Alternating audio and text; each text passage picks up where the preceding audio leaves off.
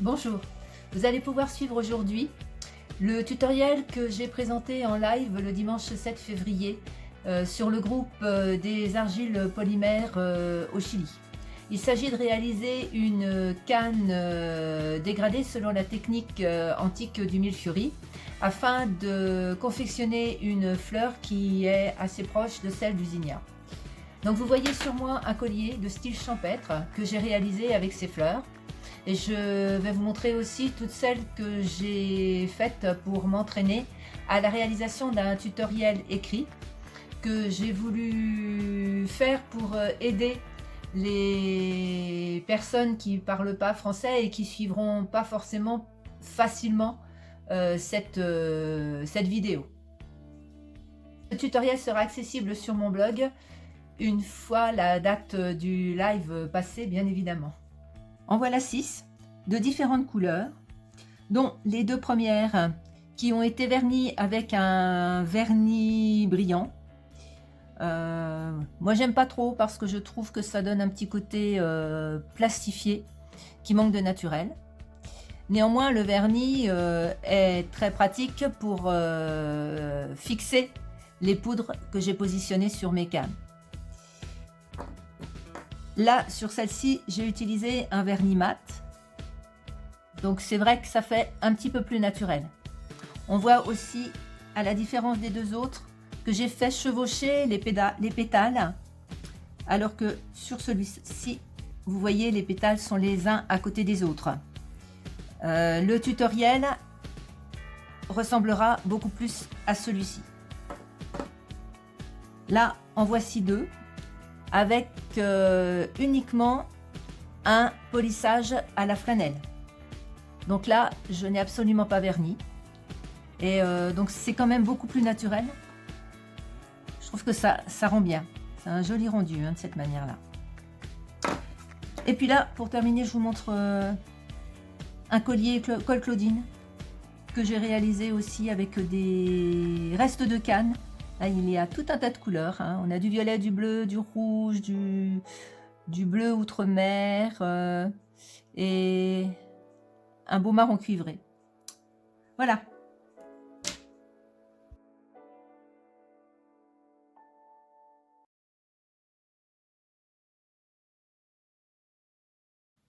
Pour réaliser le tutoriel, vous aurez besoin d'un pain d'argile polymère jaune, un pain d'argile bleue, un pain d'argile noire et un pain d'argile blanche.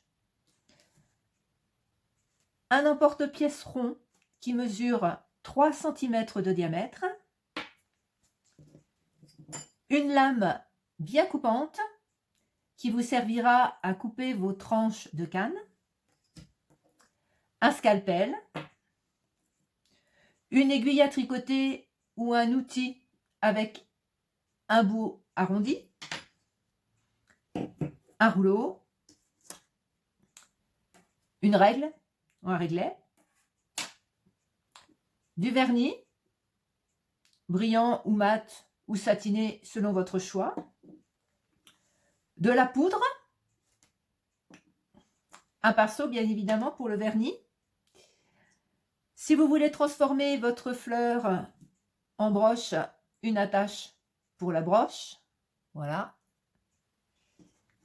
et une bélière.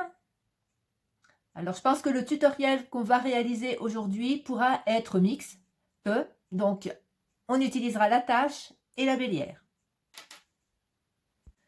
Vous aurez aussi besoin d'une balance de ménage pour peser les quantités de pâte que je vais vous donner. Et bien sûr, une machine à pâte qui vous sera très utile pour faire le dégradé, pour la réalisation des fleurs. Si vous avez un moteur, je vous le conseille, ça sera beaucoup plus facile et beaucoup moins long. Pour réaliser la canne dégradée, vous aurez besoin de 20 g de pâte blanche et de environ aussi 20 g de pâte de la couleur de votre choix. Là, j'ai choisi de faire une fleur bleue, donc ce sera du bleu. J'ai choisi aussi une pâte aux couleurs métallisées contenant du mica. Donc, je vais travailler mes deux morceaux de pâte à la machine afin qu'ils aient tous les deux la même consistance. Il est souhaitable d'avoir deux pâtes qui soient d'égal âge. Il est hors de question pour faire ce genre de canne d'avoir une pâte très molle et une pâte plus ancienne qui soit dure. Il est impératif qu'elles soient toutes les deux de la même consistance.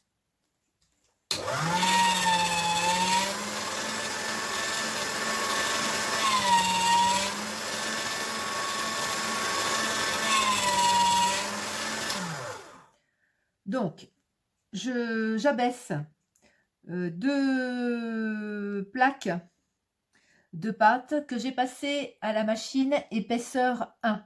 Ça doit correspondre à 2,5 mm d'épaisseur. Ces deux plaques vont devoir mesurer 6 cm sur 5 cm. Donc, je vais les découper.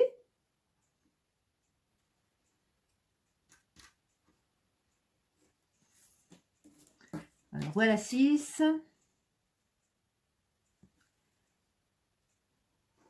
5.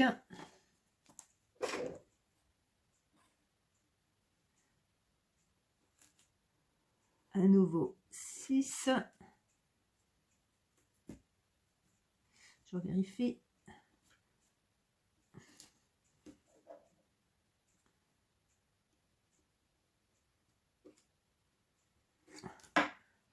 Voilà.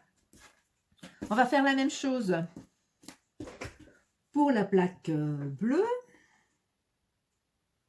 Donc,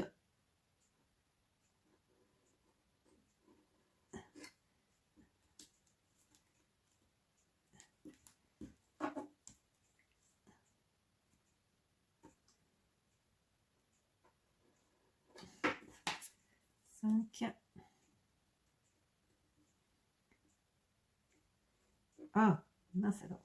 5. Alors, celle-ci est un petit peu plus molle que la blanche. Ce sont des pains un petit peu plus récents, effectivement. Voilà. Donc, pour chacun des deux carrés, enfin des deux rectangles, je vais mesurer 1 cm, 1 cm et ici 3 cm. Pareil en bas, 1 cm, 1 cm et 3. Je vais tirer une bande. Voilà.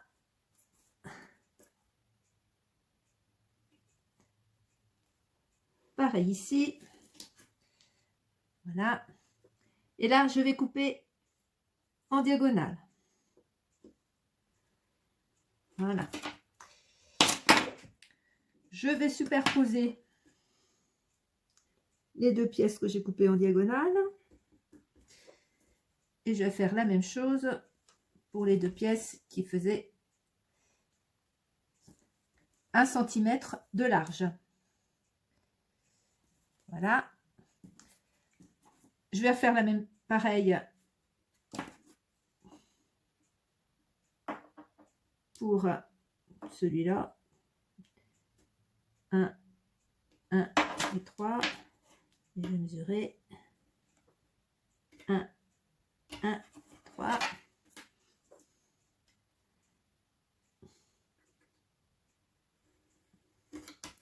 Bon, c'est pas 1 mm près, hein.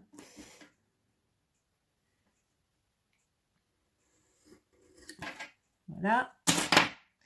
On va superposer. Hop. On coupe en diagonale.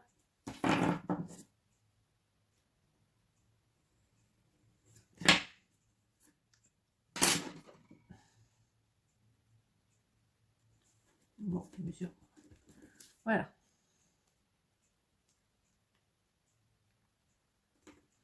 Donc maintenant, je vais disposer mes pâtes.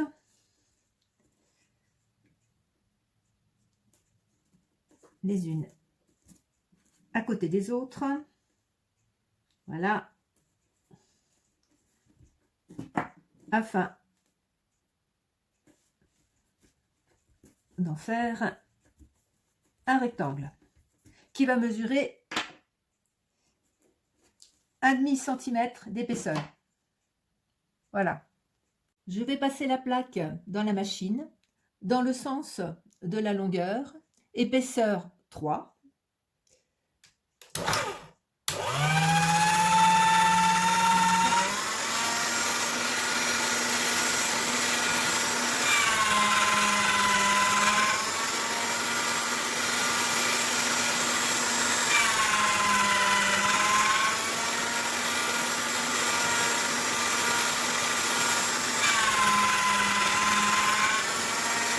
J'ai passé ma plaque une vingtaine de fois dans la machine jusqu'à obtenir un beau dégradé. Je la passe une dernière fois, toujours au cran 3. Voilà, j'obtiens une belle plaque. Je vais enlever les bords qui sont émoussés. Voilà. Petite partie du haut qui n'est pas bien droite. Et je vais plier ma plaque une première fois, puis une deuxième fois sur elle-même. Donc on va se retrouver avec un espèce de boudin, un boudin plat, voilà, que je vais à nouveau passer dans la machine. Donc je vais rester au cran 3 pour commencer.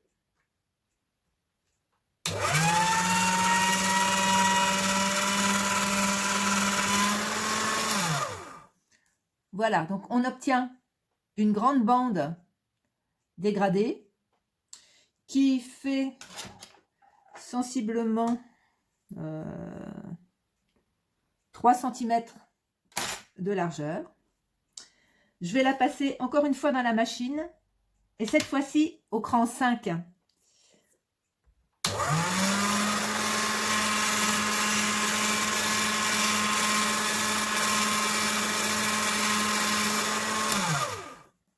Voilà, donc elle est beaucoup plus fine et toujours dégradée, bien évidemment.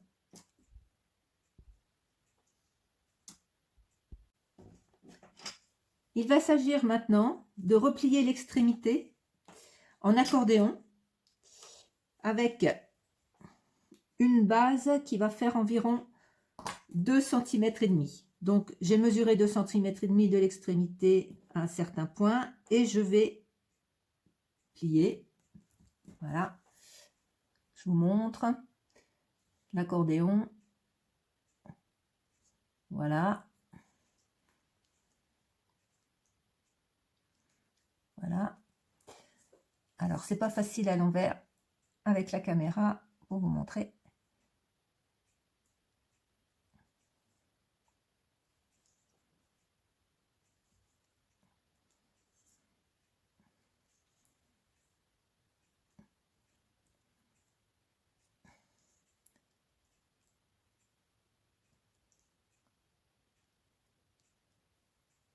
Voilà.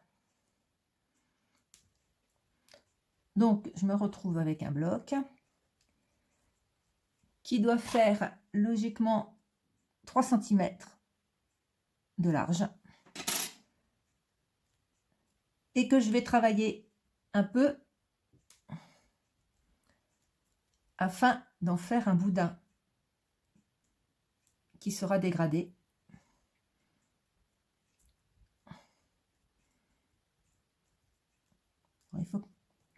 Il faut que ce soit rond.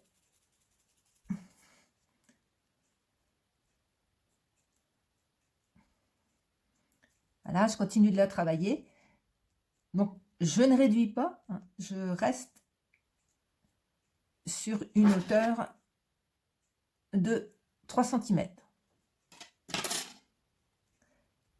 Cette hauteur de 3 cm, on la garde bien en tête parce qu'elle va nous être bien utile pour la suite. Voilà, mon boudin terminé. Donc, je vais le mettre du côté. C'est ce qui va me servir à faire la canne pétale.